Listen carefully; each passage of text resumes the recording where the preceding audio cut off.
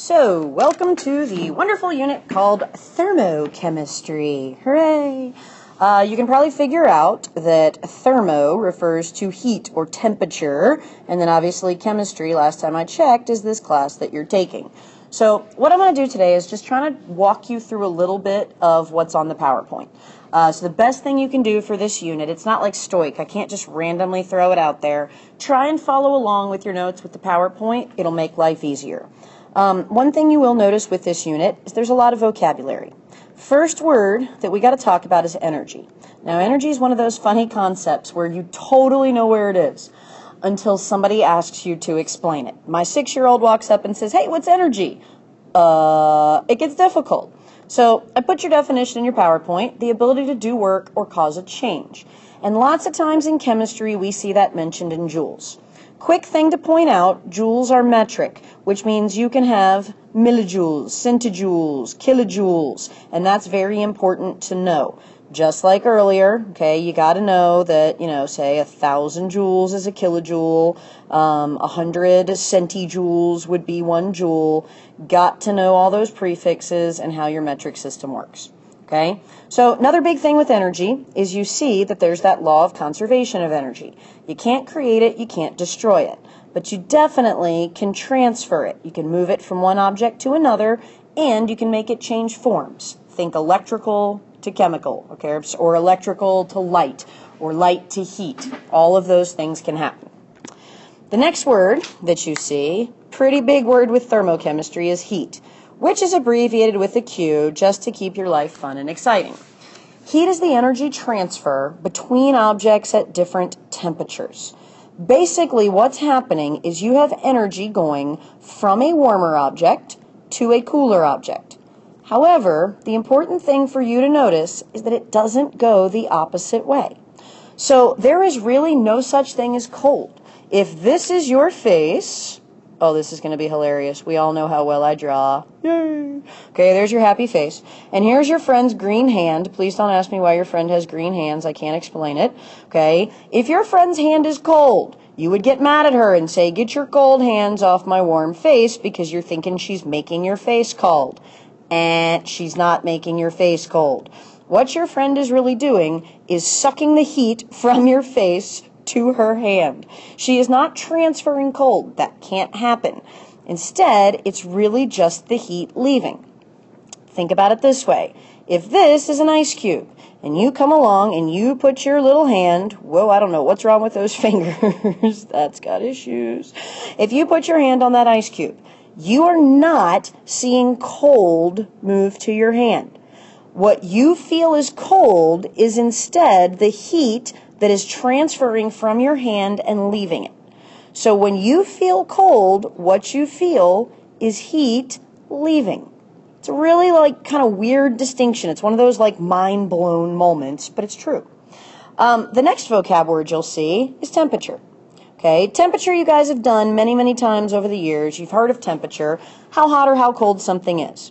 We also can say temperature is a measure of average kinetic energy, which is really talking about the molecules of the motion. Higher temperature, that's going to be more molecules moving, and that's going to be more energy, and therefore probably going to end up being a sign of more heat. So, most of that, things you've seen before. Here is something you haven't. Heat is what we call an extensive property. Now, an extensive property, you can see this in the PowerPoint, totally depends on the amount of the sample. Okay, the amount is hugely important. Temperature is what we call an intensive property, which means no matter the amount, it's not going to change. Okay, think density. All right, so amount doesn't matter. We'll do this. I'll write amount, and then I'll take a little red X. Okay, the amount doesn't matter. Best way to think about this. On this side, I have a twig. Judge my drawing all you want. If you came to class, it would be worse. Okay, this is a campfire. Yay. Here, look, I'll even make them into little logs just for you guys.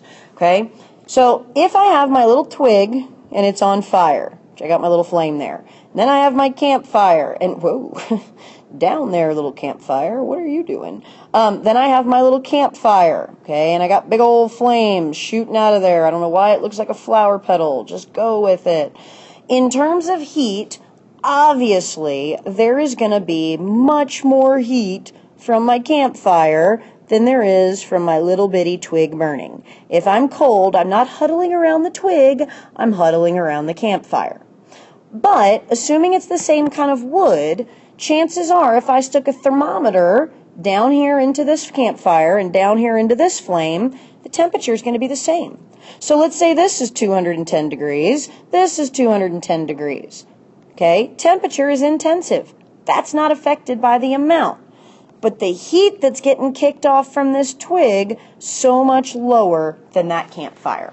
That's what we mean by intensive and extensive properties. All right, so switching to kind of the last vocab word that I really want to throw at you today, and then we'll talk a couple more concepts. Enthalpy, which, just to keep it fun, is abbreviated with an H. I know. Enthalpy is the total energy content in a sample. So what we do in chemistry is we talk a lot about the change in enthalpy.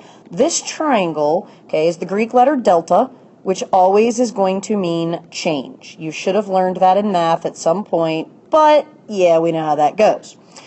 What we know in chemistry is that we kind of have enthalpy changes basically the same as heat. Because usually when we're talking about the change in energy, we're talking about heat. So either one of these can be measured in our joules. The other thing we can measure them in is calories. Okay, and I put a little slide on there for you. This is more interesting than anything else. Scientific little c calories, okay, are how much heat it takes for 1 gram of water to go up in temperature by 1 degree Celsius. So you look at the back of your food, you know it's all about calories. Well, here's where it gets fun. Food calories are capital C calories, which are actually kilocalories. Okay? So if you, I can spell. So if you actually, let me pull this up. If you look at the back of your food, a little bag of Doritos, like the ones you'd get from Subway or something, it's got 240 calories in it. Those are big C calories. So if you go back to your definition here of a calorie, that means in those Doritos, I could actually take 1 gram of water, which happens to be the same as 1 milliliter. Density of water is 1, so those are the same. And I could, with these 240 calories of energy, of heat, I could take 1 gram of water up, wait for it, 240,000 degrees Celsius. Because remember, these are kilocalories, so this is actually equal to 240,000 little c calories. So you have more energy in your food. I mean, dude, 1 bag of Doritos, that's how much a mill of water could go up. That's how much heat, how much energy is in there. So the last thing for day 1 of chemistry that we're going to talk about is we're going to talk about what happens to heat in phase changes. Okay, you guys are very familiar with phase changes at this point. You have seen this graph so many times now that I know you're seeing it in your sleep. Solid, liquid, gas. This is our phase change. And what we're going to focus on today is we're going to focus on these little sections right here. Okay, where I'm freezing, where I'm melting, where I'm condensing, where I'm vaporizing. Because you can see this is temperature, this is heat. Even though I am adding heat, I'm going up right here, my temperature is not changing. It's staying nice and stable. So clearly, even though I'm adding heat, the temperature isn't changing because like we talked about before, we are using that heat and that energy to break bonds. So what that is called latent heat. It's the amount of heat released or absorbed by a substance when you're not changing temperature. If we're talking about solid to liquid, we abbreviate it L with like a little F down here. It's called the latent heat of fusion. Okay, the latent heat of fusion. I'm not writing everything, I'm trying to be quick. And that's going either way, solid to liquid or liquid to solid. If we're talking between liquid and gas, we call it the latent heat of vaporization. Okay, latent heat of vaporization. And what you do with that is pretty simple. It's obviously going to vary by substance. Not everything takes the same energy to break the bonds. But the basic equation is that the amount of heat released by something is equal to the mass times the latent heat of fusion. Now this is if something is at its melting point, okay? This is with no change in temperature, all right? No temperature change. You also can use the latent heat of vaporization just like that. But truth be told, sorry, I'm trying to make this thing slide up. Truth be told, you don't need this equation because you have a little thing called common sense. So you'll see in the PowerPoint, there's a question. How much energy does it take to melt 16 grams of ice, okay, at its melting point? The latent heat of fusion of ice, 80 calories per gram. Well, I'm not a rocket scientist, but think. If it takes 80 calories for 1 gram and I have 16 grams, then dude, what if I just take 80 times 16? If you go back to the formula, if you're more of a formula fan, Q equals mass times latent heat of fusion. Mass is 16, 80 is the latent heat of fusion. What do you know? Comes out as 1,280 calories. Very simple. So, joys of chemistry, we don't only like dealing in grams, we like standardizing things and dealing with moles. So the last few things that you'll see are talking about the molar heat of fusion, okay? Molar heat of fusion is the first one. So you'll see it written just like the change in enthalpy because we can use those interchangeably. Okay, molar heat of fusion. How much heat does it take for 1 mole of something to melt?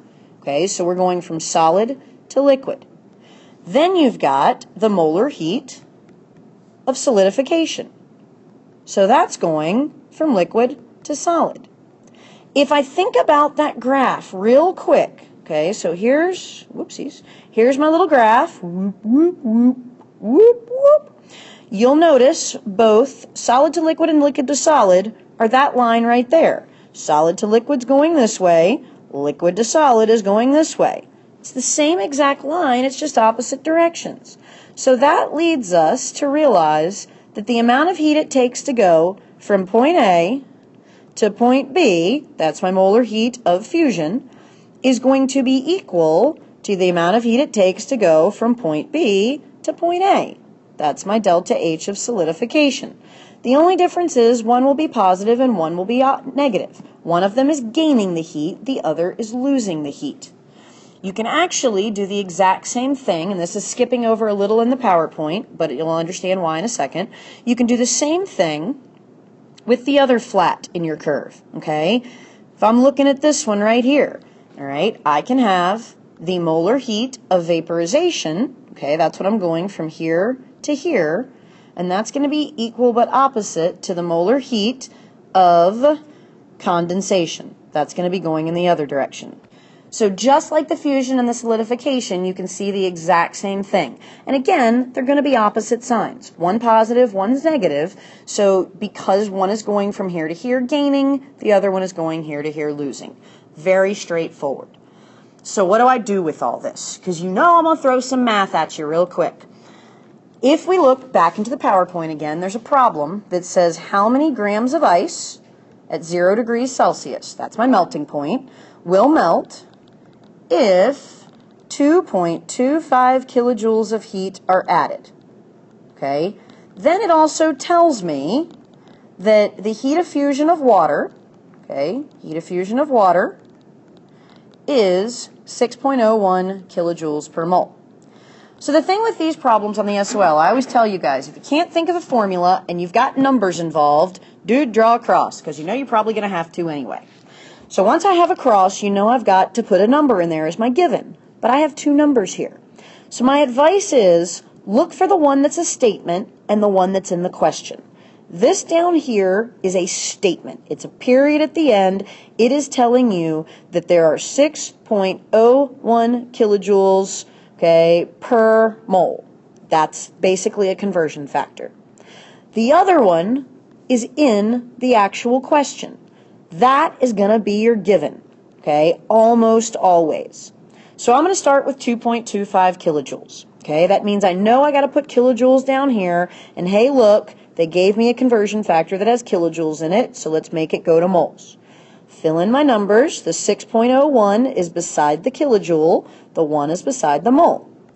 The problem is, when I go back to the question, it's asking for grams. So you know as well as I do at this point how to go from moles to grams. So we extend our cross. We go to the periodic table, and we know the chemical formula for ice is H2O. If you had to think about that, it's perfectly fine.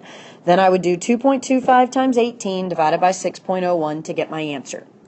There's a second problem in your notes that's looking at the heat of vaporization. You can check that one out, see if you can set it up, and then I can always help you when you get back. Hope this has helped you get through the first day of Thermochem. Hope I'll see you guys again soon.